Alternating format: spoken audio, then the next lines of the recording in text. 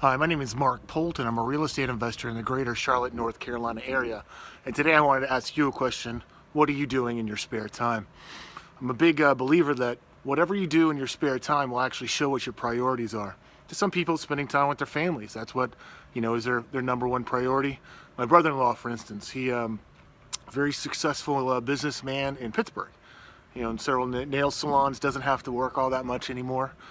He's opening more, but the number one priority in his life is spending as much time with his kids as possible before they grow up. I mean, that's all he wants to do, and he's tailored his life around that. He's also built a mini empire, I suppose, or certainly a nice business, several businesses actually, that have allowed him to do that. Personally, my number one priority is to be lazy. I don't want somebody to tell me what to do. I don't want to have to get up at a certain time every day, and I don't want to have to go and do certain things that other people, someone including my wife, tells me that I have to do. So it's a Saturday here in Charlotte. It's not cold or super cold. It's not warm, but the rain finally stopped, and I'm working at one of my homes.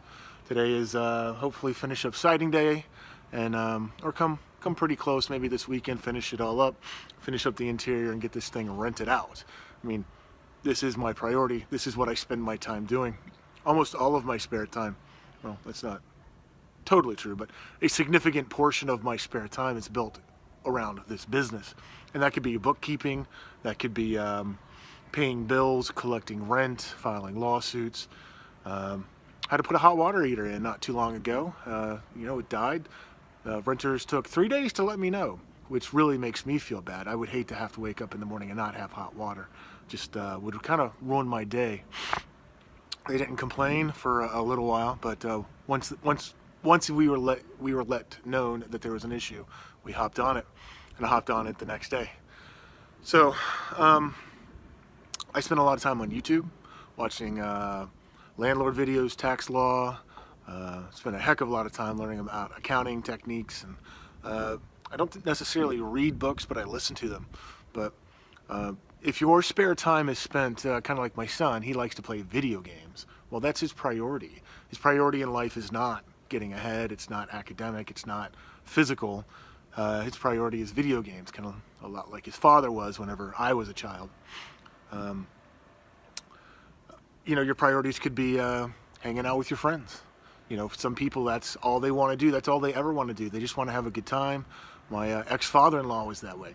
He just wants to have a good time. And he doesn't mind working 2 or 3 jobs to do that, but that's his priority.